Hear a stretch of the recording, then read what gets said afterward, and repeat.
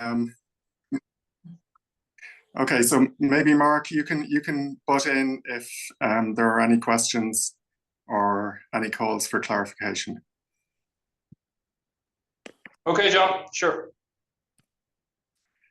Okay, so the topic today is basic number theory, and there's two major things that I'd like to go through. One is the division algorithm, and so I'll start with some basic notation. We have, which I think Mark has already mentioned, we have the set of integers, so these are the whole numbers, and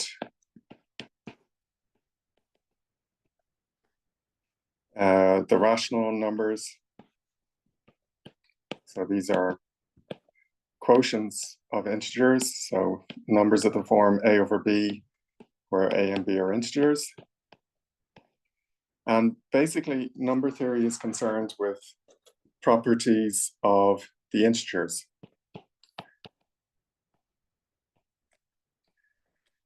So in particular, the notion of divisibility. So everyone can hear me okay?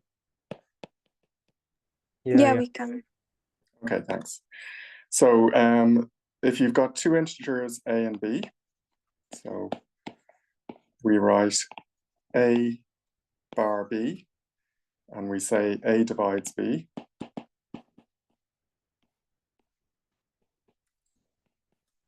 If we can write b as a times c, where c is an integer.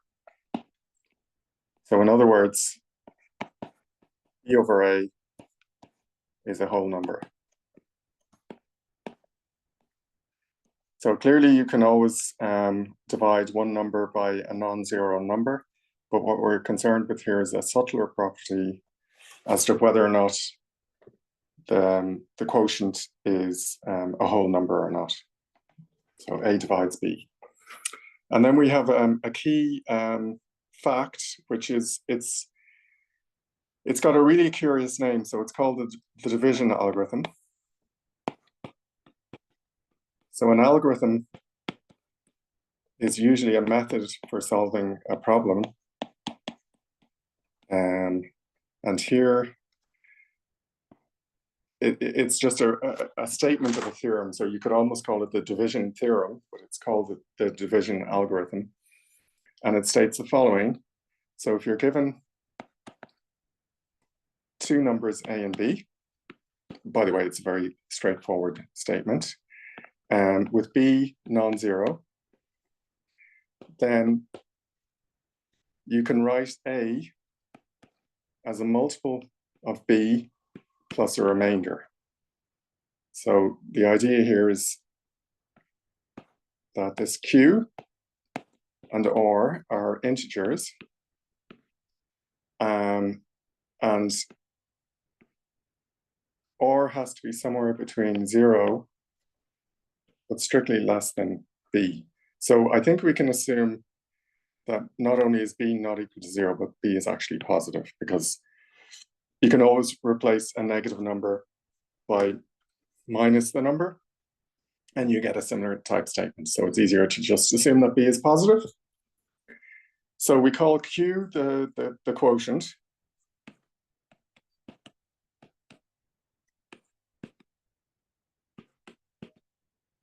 And r is the remainder.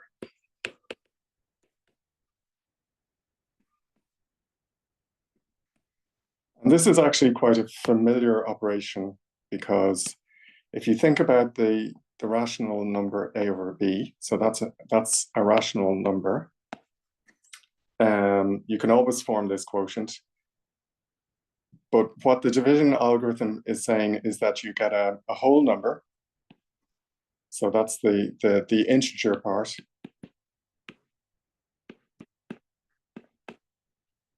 Plus a fractional part, which will be r over b. So this is the fractional part.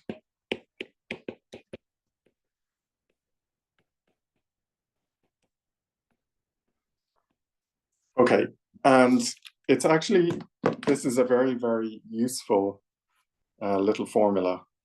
So the point is you can understand this very easily, but you can actually kind of use this little formula to solve problems. So maybe I'll just give an example, which is taken from our manual. So if we take A as 573 and B is 35. So how would you find Q and R?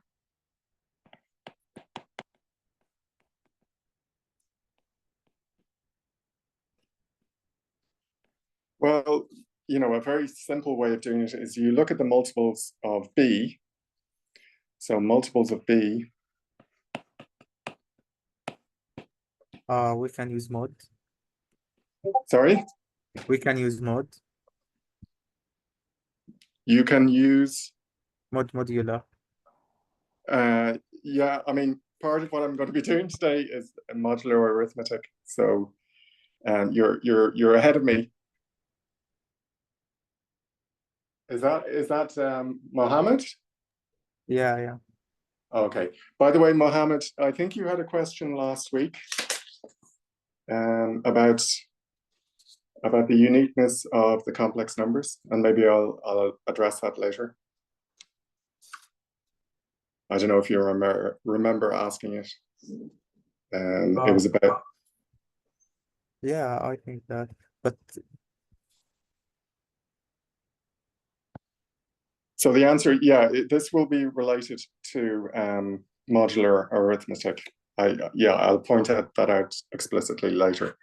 So hopefully this is not totally trivial to everyone.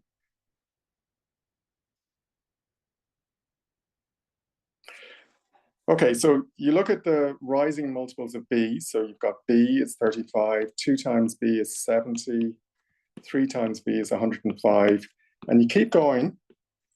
And eventually 16 times 35 is less than 573, but the next multiple, so 17 times 35, is greater than 573. And I mean, on a calculator, you can literally see this. Sorry, I'm just going to add a page here. You can divide 573 by 35.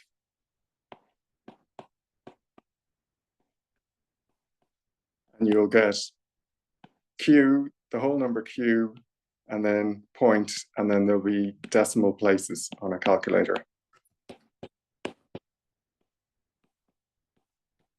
So then what you get is that, so you get 573 is 16 times 35. And when you subtract that from 573, it turns out you get 13. So Q equals 16 and R equals 13. So anyway, the point here is that in practice, this is a fairly easy calculation to make. Okay, so here's my first example, which is probably also quite familiar to you. And it's the notion of parity. So if we take A, any integer, but we take B equals 2, then what we find is that A is 2 times Q, so this is by the division algorithm, plus a remainder. And now the remainder is between 0 and it's strictly less than 2. So R is equal to 0 or 1. Okay, so this is a very kind of trivial fact. And we give these two options names. So if R equals 0, A is 2Q. So A is even.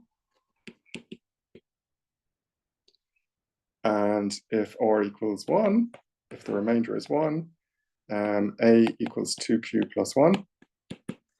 So a is said to be odd. So these are almost trivial facts, but I want to show you how you can prove things that are slightly less trivial about odd and even numbers. So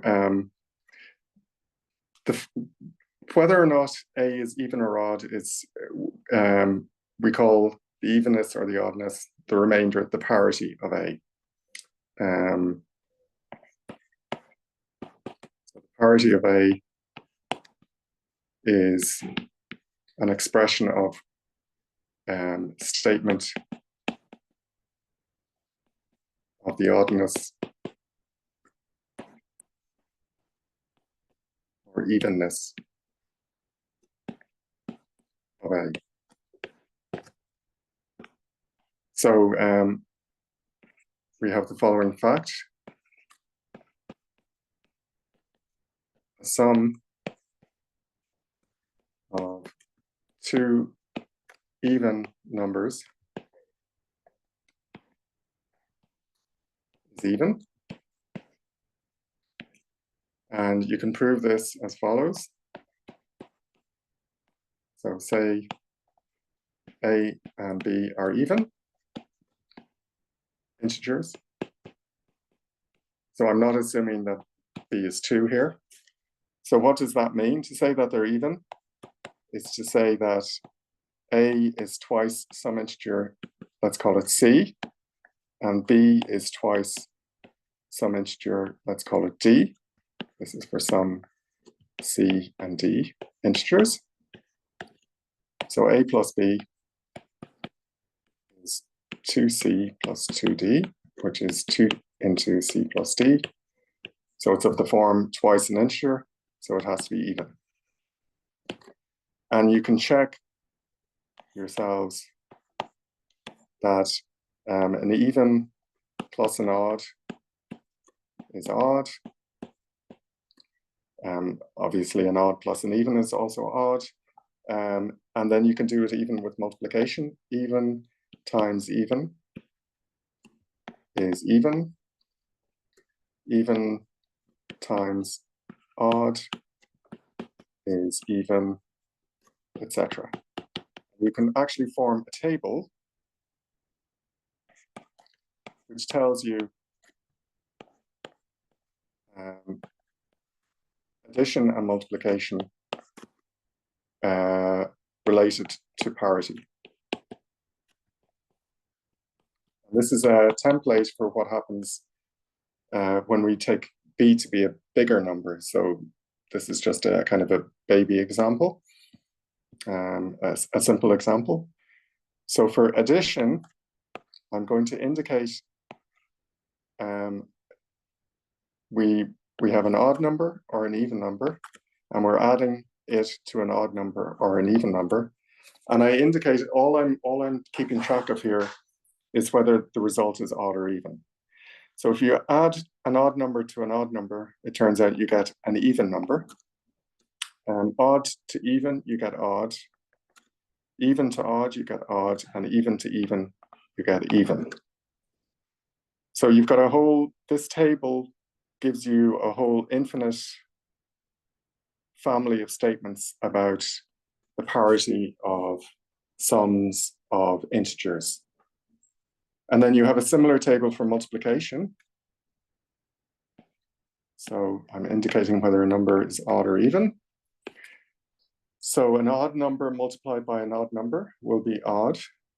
Odd by even is even. Even by odd is even.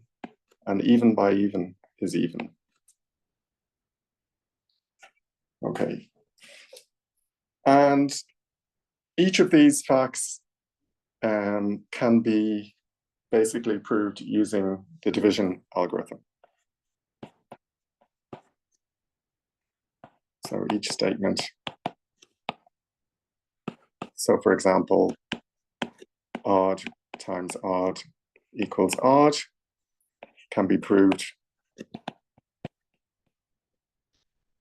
using division algorithm.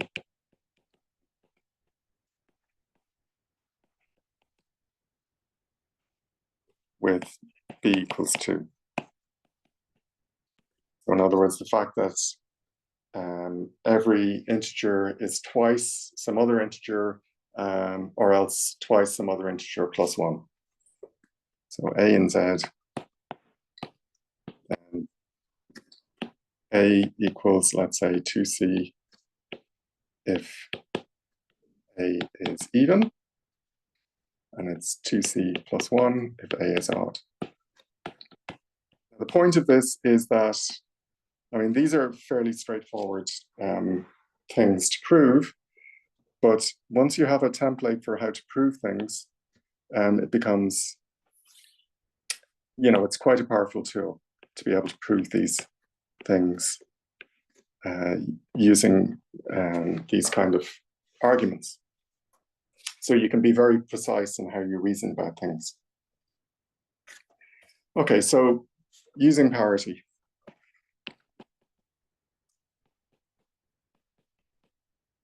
Solve problems. So this is a very classic problem. Maybe some of you have seen this before. The night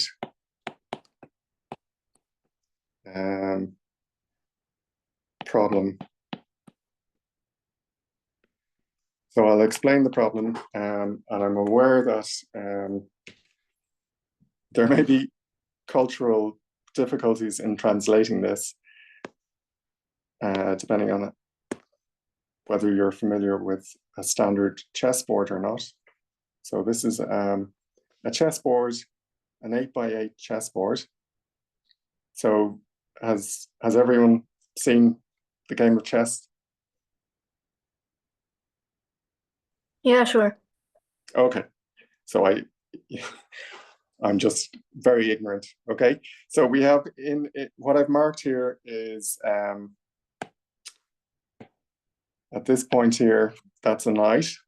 I've just placed it randomly on the board, and a knight at that position can move in. It's got 8 moves, possible moves, and the moves are indicated with the X's. So that knight can move there, or there, or there, and so on. Now, notice that a knight on a black square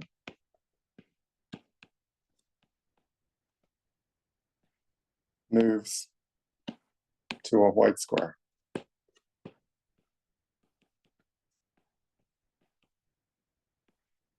And vice versa. Meaning that if your knight is initially on a white square, it has to move to a black square. So the problem is the following. So you may have seen this problem before. The idea is, can a knight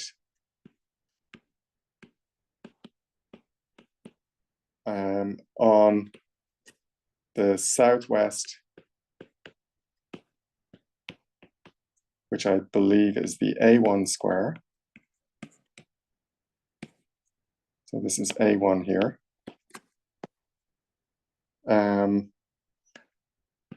Go to the northeast, which is the H8 square, which I'll indicate now. So here's H8. Visiting each square in the chessboard exactly once.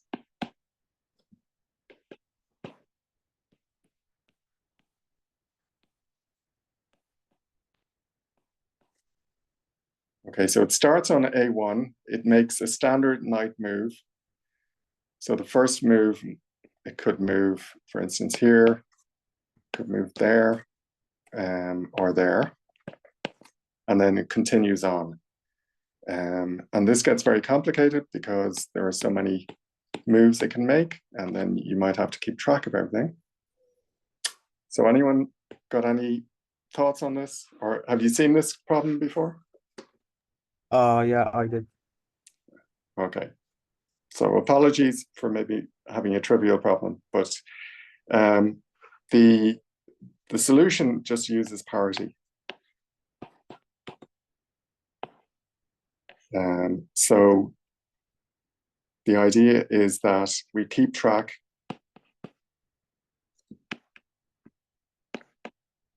of the color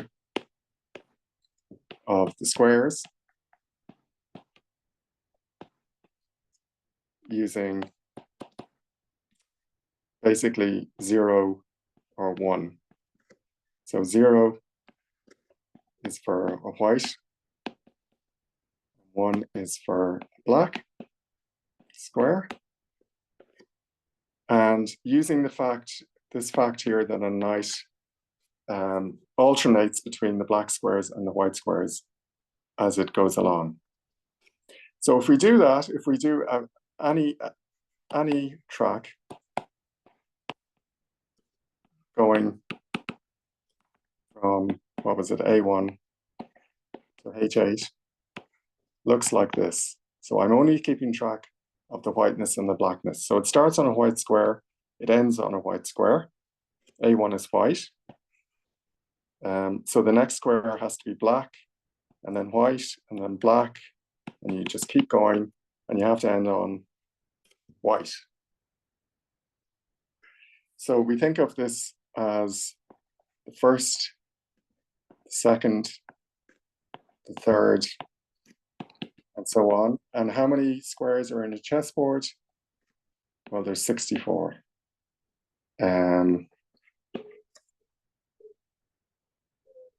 And we've got a problem here. Because if you look along here, on the one hand, reading from the left, you see that each odd-numbered square is white, and each even-numbered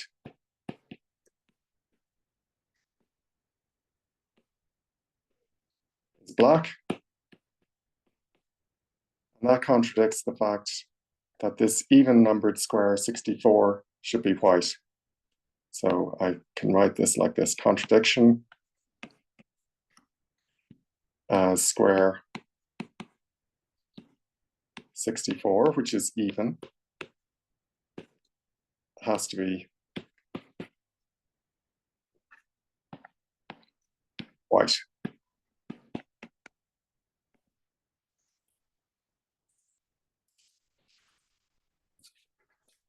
Okay, so that's the end of that problem. Just to give me some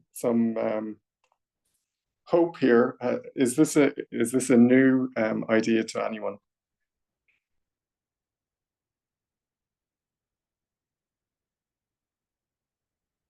I think maybe this is the first time that I see this problem, but I think that I'm able to solve it. But I think it's very important, like, to solve it in a way that I can really like write it professionally and I prove it professionally. Because when you prove something, sometimes we prove it like using sense, but at the same time not like Yeah. using a language that someone can understand. So yeah, I think it's Thank very you. important for us that.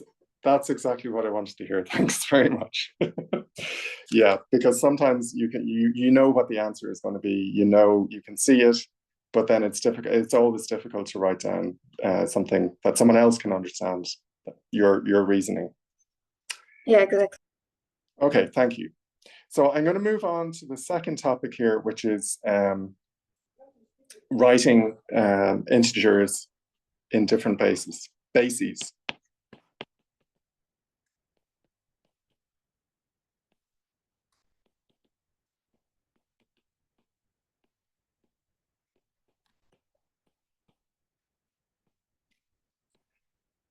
So let's have a look at an integer. So this is just an example. Let's have a look at the integer 1374, which in a normal interpretation of these symbols, it means 1374.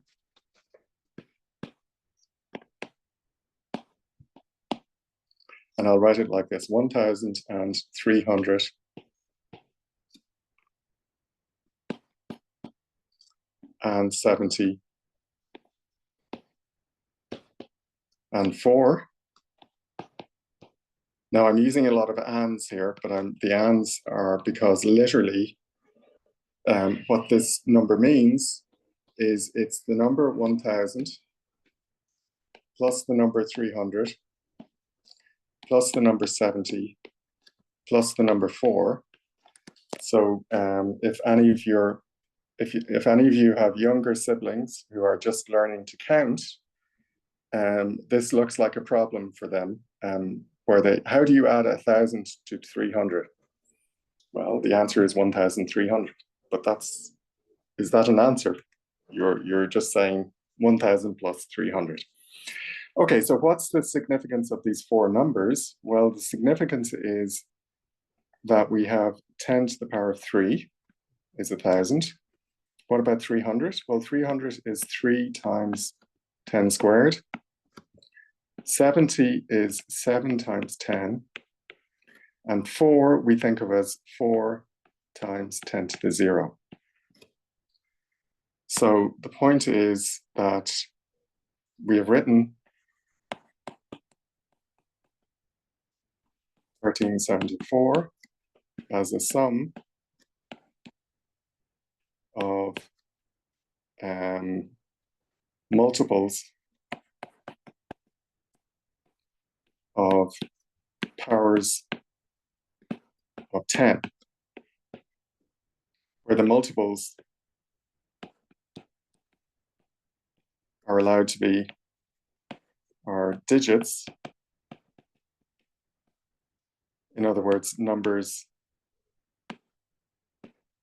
0, 1, 2, up to 9. And of course, up to 9 because everything is powers of 10. So these are called decimal digits, and this is the decimal notation.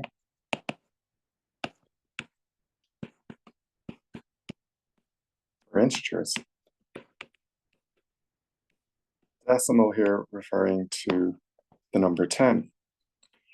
But there's nothing, why do we use 10? Well, there are historic reasons for that. So I know the Mayans, I think they used the number 66. There's various cultures, so other systems.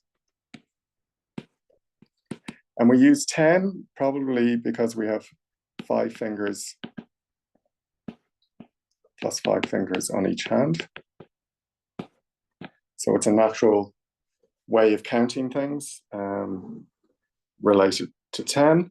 And other systems have used all sorts of numbers like 12, even 2, powers of 2, powers of 12, powers of 16, and so on. And you will see fragments of this in the way that different languages number.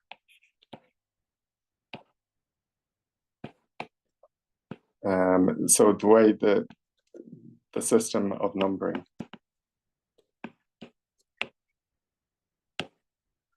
So apparently, even in English, it's quite complicated, even though it's mostly okay. But if you look at a language like French, it's actually quite bizarre. So you would say 80. You would write it as quatrovants. And I learned French at school, but my spelling is probably off. Literally, vant is 20, and quatre is 4. So the way the French express 80 is 4 times 20.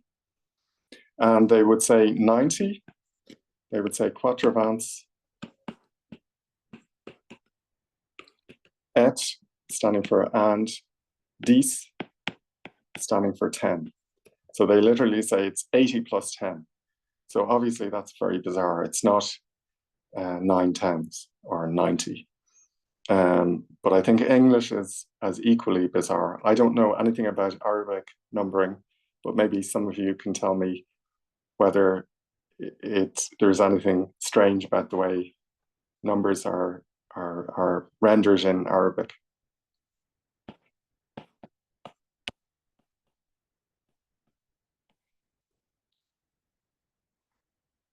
Anything strange at all? I think it's very similar to English. Like we say 1, 2, 3, and 1, 2, 3. But when it comes to 12, 11, we say like 10 plus 1, something like that. Okay. 2 plus 10, but like we say 31 like English. Okay. We have like 30, we have 20, like, and then we add 1, 2, 3 like English. So it's Oh. very similar to English, except like 12 and 11. Okay, okay.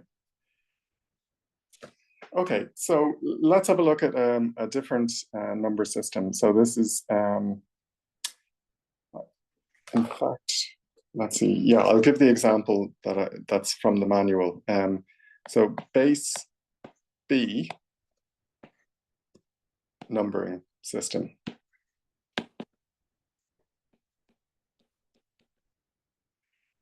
So here B has to be For a number. interrupting. Just to let you know, also in Arabic, we do, instead of saying 31 or 32, we say 130, 230. Just to be confusing. Hmm? Just to be confusing. Yeah, right. Maybe English is the confusing.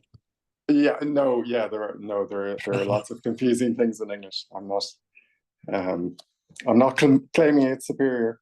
So in the numbering system for any base B, so B could be 10, B could be 2 or 3 or 10, which is the usual one, or whatever. What you do is you've got an integer A, and you write A as follows. You have AM B to the M plus AM minus 1 B to the M minus 1, and then A1 times B plus A0. And the A's, so AM minus 1, A0, these are the digits, except I shouldn't use the digits. I think digit probably refers to base 10, but these are the coefficients, we call them. And each of them has to be between 0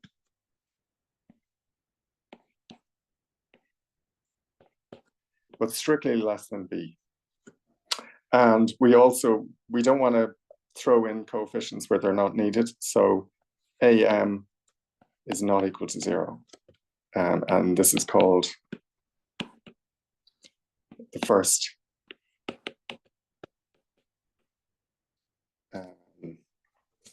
coefficient. It would be called the first digit.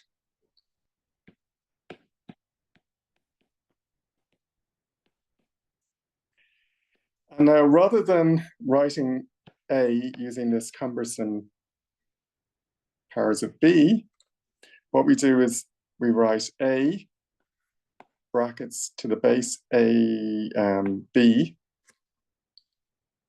will be written by just writing down the coefficients.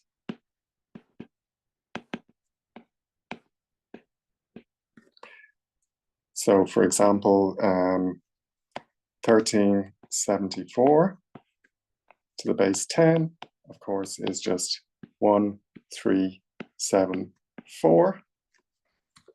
On the other hand, let's take B equals 8, and I'm going to write 1374 to the base 8. And the way you do this is you go, well, I have 8.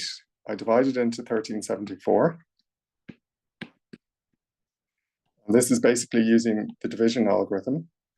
And you will find that the quotient is 171 and the remainder is 6.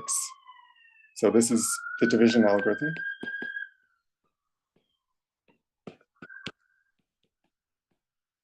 So 1374 is 171 times 8, and the remainder of 6. And then you do the same thing again. You divide 8 into 171, and it goes in 21 times. And now the remainder is 3. And then you divide 8 into 21, and it goes in twice. So you have 16 plus 5 is 21. If you try and divide 8 into 2, you get 0, plus a remainder of 2. And now the numbers on the these numbers here are actually the digits, or the base 8.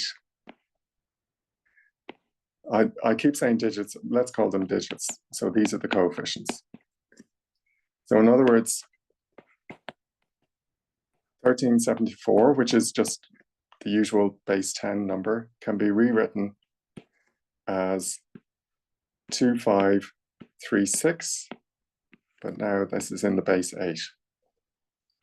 So what we're thinking of is 1374 is 2, the most significant digit, and it's in the 4th position. So we think of this as the 0th position, the 1st, the 2nd, the 3rd. So it's 2 by 8 cubed, plus 5 by 8 squared, plus 3 by 8, plus 6. And you'll see that each of the coefficients, 2, 5, 3, and 6, lies between 0 and 7 inclusive. Okay, now why would you use these different bases?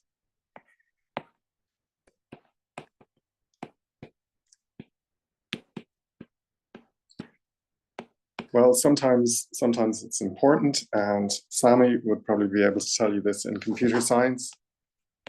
So in computers, everything, every number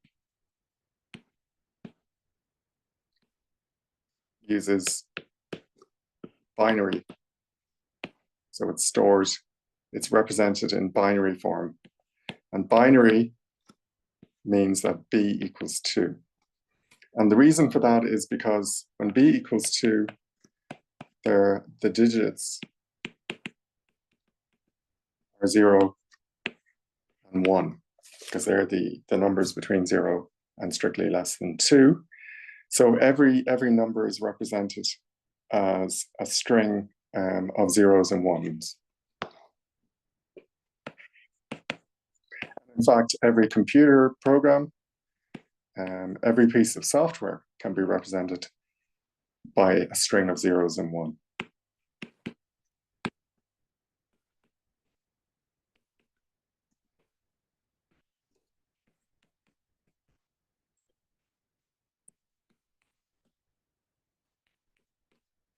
And that's very convenient because basically in a computer you have a series of switches.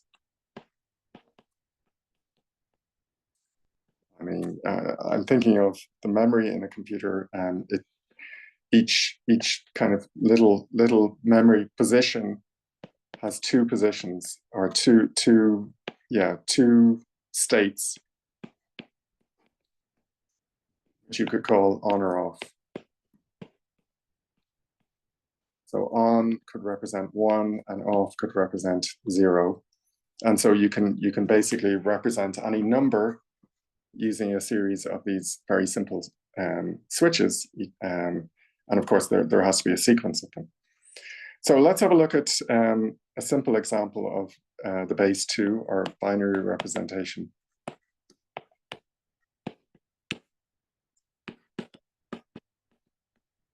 And I'm just going to take my number to be 57 because I'm just following my little manual. So how would we find the binary representation? Well, you divide 2 into 57. And what do we get? I Well, think we can make a table of powers. we can also, yeah, I mean, I'll show that way as well. So 2 by 28 is 56. So we get a remainder of 1. 2 into 28 goes 14, remainder is 0. 2 into 14 goes 7, the remainder is 0. 2 into 7 is 3, remainder 1. And by the way, you'll probably notice that all you're really recording is whether or not the remainders tell you whether or not when you divide you get an even or an odd number, whether the previous number was even or odd. So 2 goes into 3 once, remainder 1. 2 does not go into 1, so you get a remainder of 1. So in other words, 57 is the same as the binary number 1, 0, 0, 1, 1, 1, where we're thinking of that as the base 2. Okay, so an alternative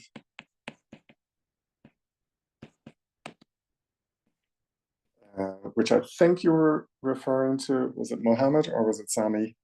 You pick the largest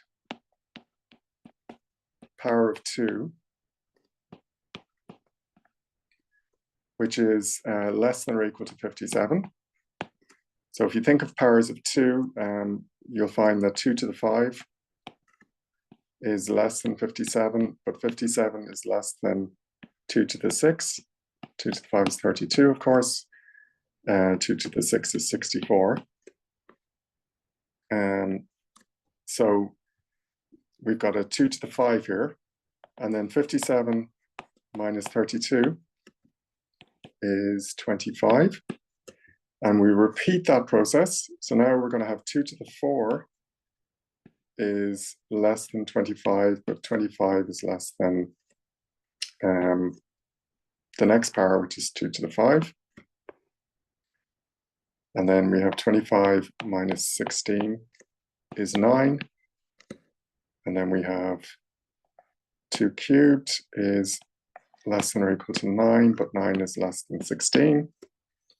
And then 9 minus 8 is 1. And then we have 2 to the 0 is less than or equal to 1, but 1 is less than 2. So in other words, what I'm saying is that 57 is 32 plus 16 plus 8 plus 1. So I've written 57 as a sum of distinct powers of 2, and that's equivalent to writing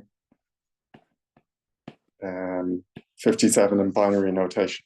So we have 32 is 2 to the 5. So we're going to have 5 digits, 1, 2, 3, 4, 5. So let's go from here, 1, digit 1. Now 8 is 2 to the 3. So we have to skip the next 2 and we get, I hope I've done this right. How about, there's 6 digits, sorry. Because we've got 2 to the 5, we're going to have 6 digits. So we have a 1, we skip the next 2 because we have 2 cubed, 2 to the 4, and then 2 to the 5. So that's the binary representation of 57. Okay, I'll just mention one other base which is quite significant for a number of reasons. One is in computer science, but also, strangely enough, in the coding of colors. So B equals 16 is an important base.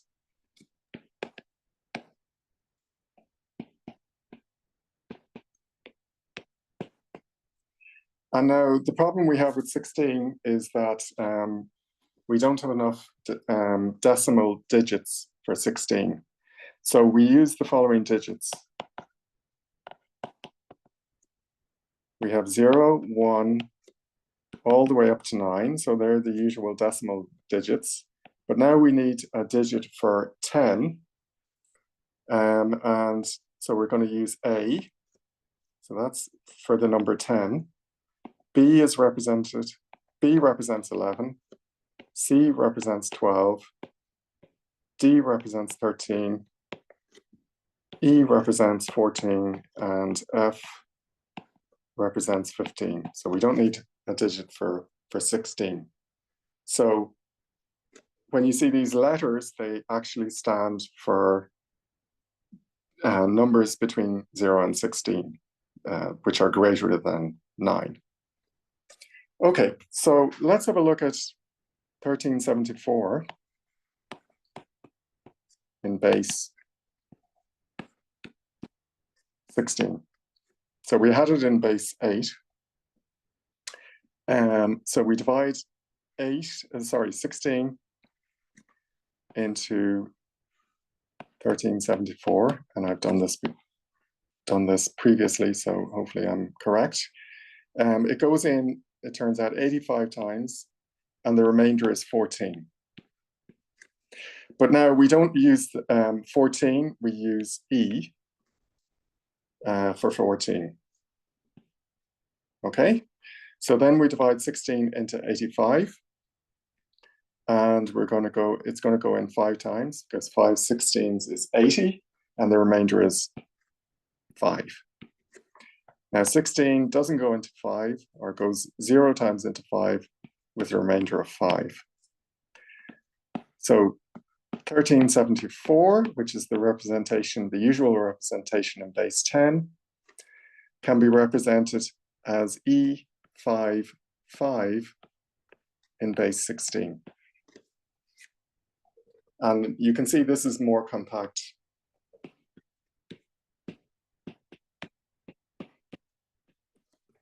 But that's kind of a minor issue. What's more significant, I'll just give you one application of this.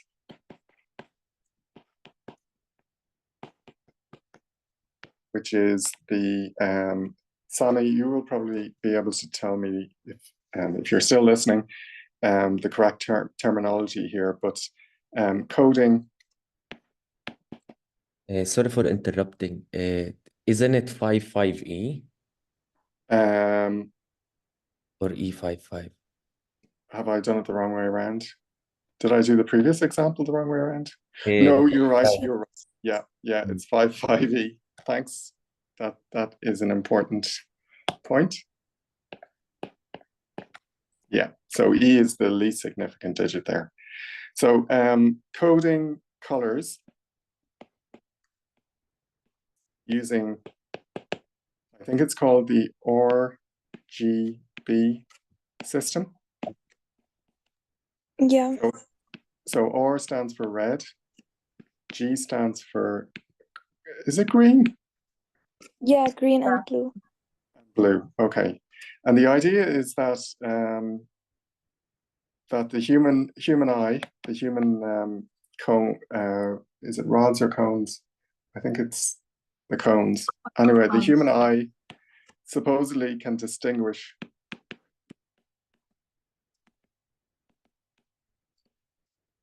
something of the order of 16 million different colors. Actually, that's not the system. So it's roughly of the order 16 to the 6 different colors. By the way, one way in which women are far superior to men is that they have much better color vision. We men have very, very faulty genes, and so women can generally distinguish more colors.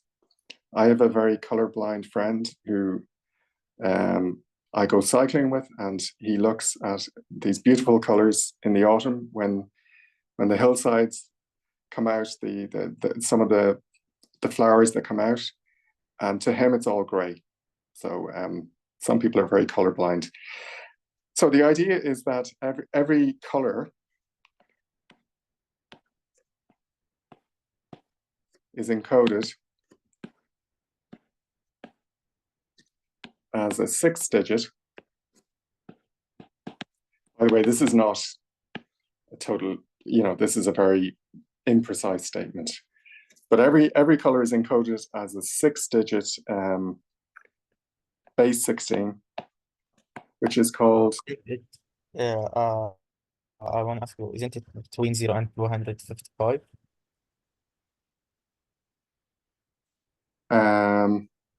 What do you mean? Well, so I mean, I'll write it down. Base 16.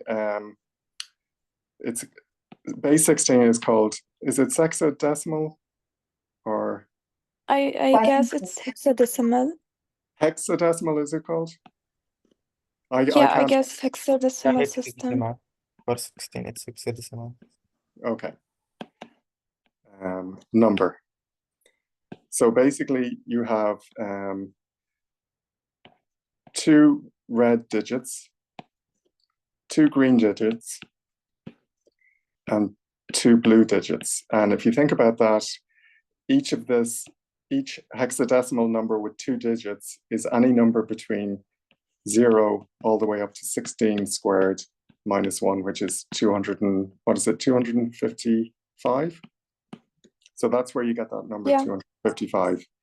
So basically, you encode your color by giving the saturation level of the 3 primary colors. But it sounds like you guys know more about this than I do.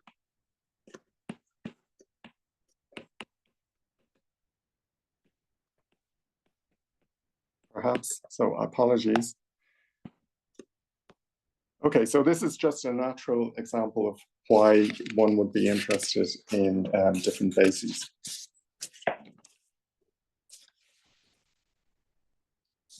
Okay, so I want to give an example. So this is an actual problem from an Olympiad. So is there any questions so far, or anything that I've got wrong there?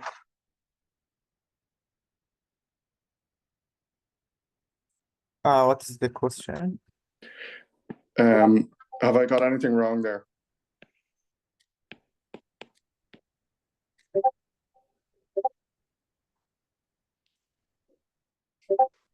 I don't know actually, but I think it makes sense, so just continue. Okay, so anyway, the point is that there is a natural reason why base 16 is used. So it's used in this color scheme, which is actually used in lots of computer programs. So in computer software, you might have some option for setting the color of something. And once you know the system that the colors are coded this way, then you can change the colors, and you will actually need to use, in addition to the digits from 0 to 9, you will need to use A, B, C, D, E, and F to encode the color that you might be interested in. Okay, so here's a problem from it's the UK, so the British Math Olympiad, so the national competition from way back in 1990. Now it doesn't use any base other than the base 10. So I'll state the problem. So find a positive integer whose most significant, and maybe I'll write it like this, whose first digit, meaning the most significant, is 1,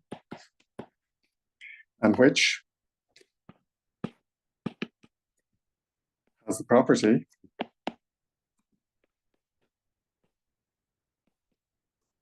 that if this one is transferred to the end of the number,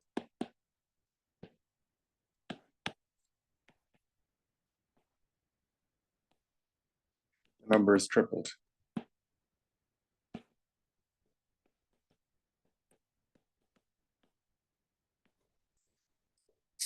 Okay, so it's a bit of a mouthful, but I hope that makes sense.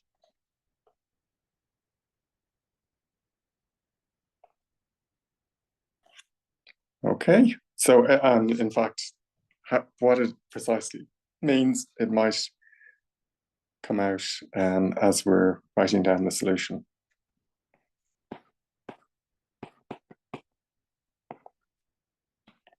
So here's the idea. The idea is that, so we let the number in question be written as 1x, where x has n digits. So this is in the base 10 representation. So in other words, 1x, you can also think of it as 10 to the n plus 1 plus x. I think that's right. No, it's 10 to the n, because if you've got n digits, it'll be 10 to the n plus x. So what we want is, we want the number x1 to be 3 times 1x. Well, what is x1? Well, going from x to x1, what we've done is we've shifted x one position to the left. That has the effect of multiplying the number by 10. So instead of x, we'll have 10x plus the number 1. So what we want is that 10x plus 1 is 3 times the original number.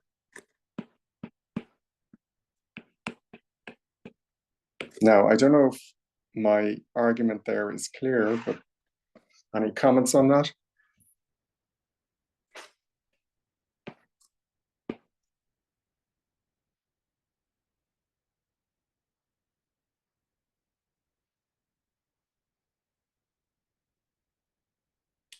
Will I continue? Oh, yeah. Okay. So everyone's following this, or you might be able to at some later stage. Yeah, we can understand, but I'm thinking about the solution right now. Okay, so I'm going to rearrange this equation. I've got a 3x on the right-hand side. Bring it across, and I get 7x, and I get 3 times 10 to the n minus 1. Now, the way I'm going to think about this is that whatever x is, I'm going to have 7 divides. So I've used this division symbol for the first time. 7 divides 3 by 10 to the n minus 1. And that gives me a constraint. So let's have a look at powers of 10. So n is going to be greater than or equal to 1. So if we take n and look at 3 by 10 to the n minus 1. So if n is 1, we'll get 30 minus 1, which is 29. And that's not divisible by 7. So divisible by 7, no. If n is 2, we're going to get 300 minus 1, which is 299. And you can check that that's not divisible by 7. When n is 3, you'll get 2,999. Again, not divisible by 7. When n is 4, we get 29999. Again, not divisible by 7. But when n is 5, we get 29999, and you can check that that is 7 times 42,857. Does that seem about right? Okay, so I'm going to take that as a fact. So in other words, what we get is 3 by 10 to the 5 minus 1 is 7 times 42,857. So I'm going to take that as my x, because you've got 5 digits there. So we can choose x equals 42,857. And we get, just to be clear about what we're stating that 428,571 is 3 times, tripled, not 4 times. So it's 3 times the number where you put the 1 at the beginning and then the x at the end. Now, there will be other solutions to this, but this is one solution. Okay, so I think I'll stop here. I mean, what I would do next is talk about primes and unique factorization of integers.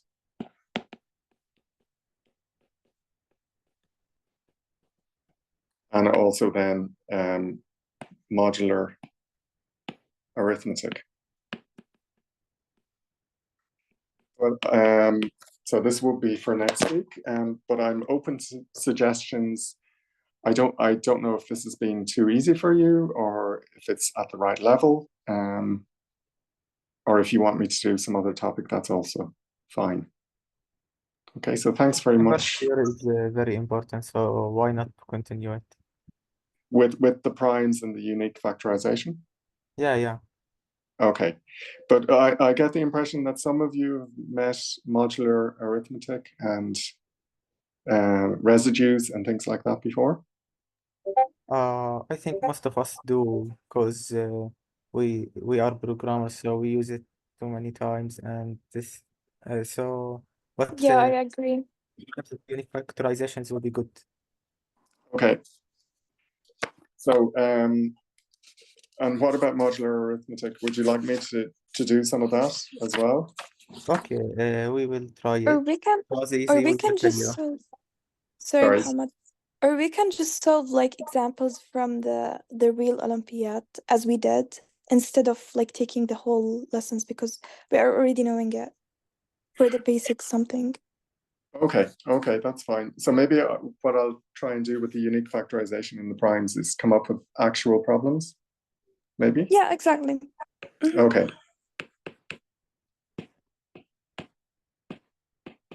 So actual Olympiad style problems. Okay, so I'll see if I can come up with some suitable ones. Okay, that's good. So Thank you so much. any other questions or comments?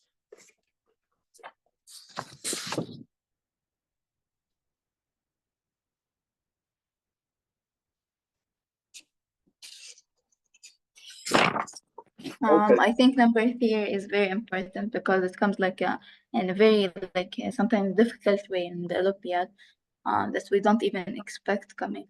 Number theory is used so much in computer science, and I think most of us know the basics of number theory. But I think we need to know more about primes and stuff, because it comes very hard sometimes in the Olympiad. So yeah, I think it's Okay. a very important topic to speak about. Yeah, it is used kind of all over the place, and they do slip it in. Sneakily, they slip it into various problems. Yeah, I agree with that. Okay, so I'll maybe go over the basics, but I'll try and tackle some actual problems. So maybe I'll do the basics in a more, compact form, and then concentrate on the problems. Just getting back to Mohammed's question last week about the real division algebras. So Mark was talking last week about basically how you could, so you have the complex numbers, which basically gives you a number system, which is technically called a field on the plane R2. And then he mentioned the quaternions, which is instead of R2, you have R to the 4, but you miss commutativity.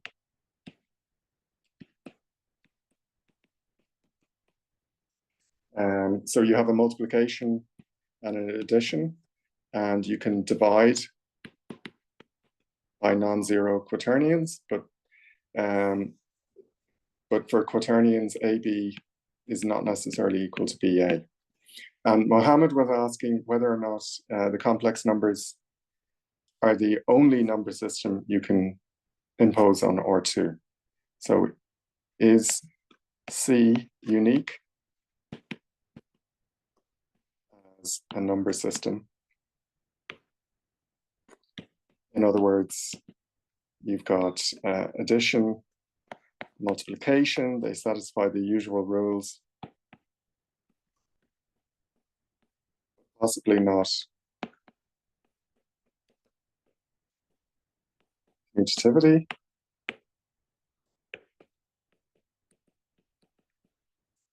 On R2, and the same for the quaternions, the symbol is called H for Hamilton. Same for H on R4. So I think that was Mohammed's question. And I mean, the answer, which I just took from Wikipedia, it's, you can look this up. So there's a theorem due to Frobenius. So it's called Frobenius theorem. So Frobenius is a very important German mathematician from the end of the 19th century. And he has lots of theorems. So if you look up his theorem on real division algebras, you can get this on Wikipedia.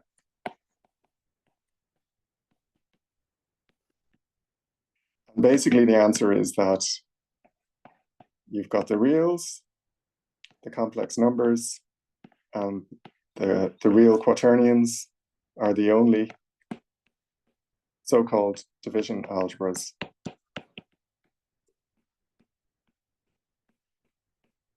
over R. So division algebra means that you can do everything that you would want to do algebraically, apart from the fact that they aren't necessarily commutative. The multiplication is not necessarily commutative. And these are the only three. So that's the answer to Mohammed's question. And I'll just point out that this question was Abdullah's question, I think. Oh, sorry, Abdullah. I wrote it down as, yeah, and I'm looking at my page of notes and it was Abdullah. So this is Abdullah. Is Abdullah here today? For this day, no, because he have to study for his exams. Oh, okay. And there is a really interesting structure called the octonions, which is in R8, and you also lose associativity.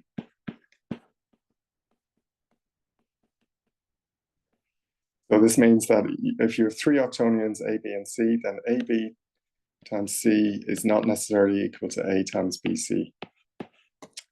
And there's a whole fascinating,